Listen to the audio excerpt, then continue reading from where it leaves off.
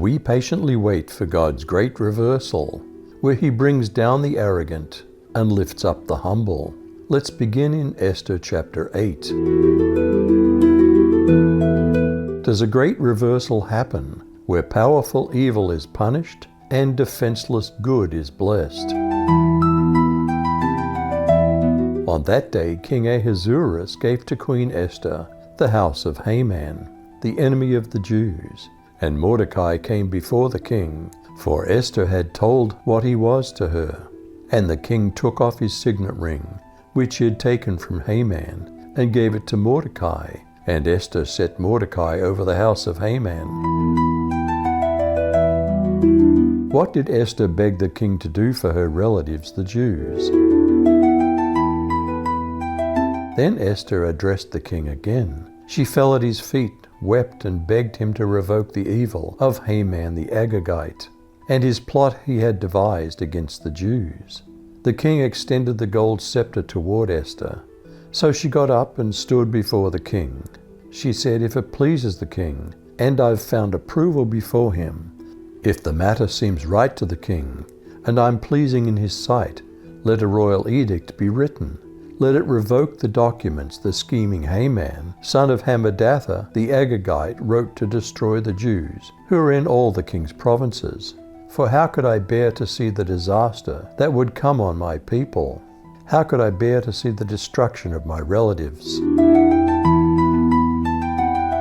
Does a foolish edict forbid a nation's leader to repent of and revoke a bad decision?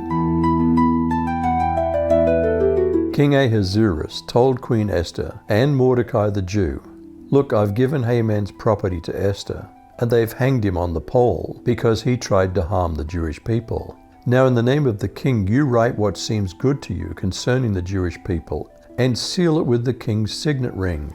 For a document written in the king's name and sealed with the king's signet ring cannot be revoked."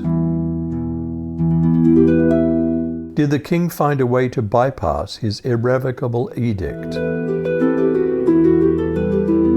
Then were the king's scribes called at that time in the 3rd month, that is, the month of Sivan, on the 23rd day thereof.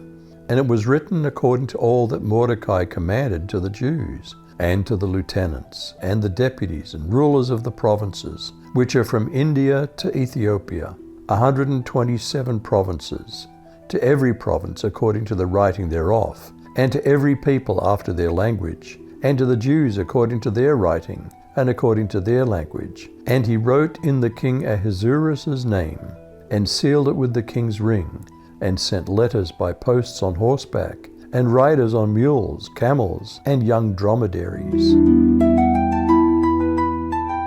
What specifics enabled the Jews to defend themselves against the attempted genocide?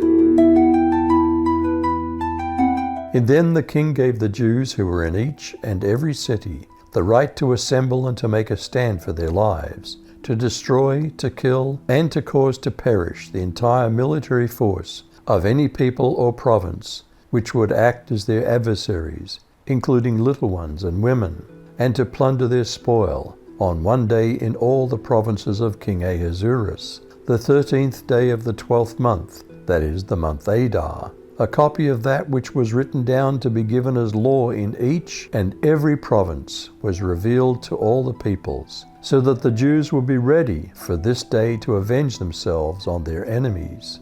The couriers, hurried and hastened by the king's word, went out riding on the royal steeds, and the law was given out at the citadel in Susa. What happened to the Jews across the land as the king's edict arrived? Then Mordecai went out from the presence of the king in a royal robe of violet and white, with a large crown of gold and a garment of fine linen and purple. And the city of Susa shouted and rejoiced.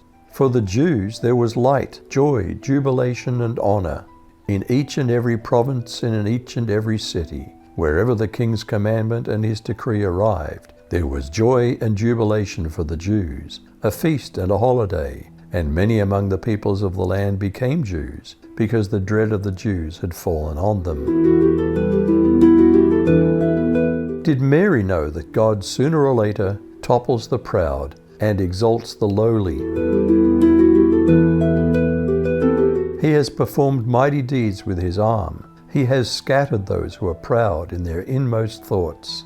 He has brought down rulers from their thrones, but has lifted up the humble.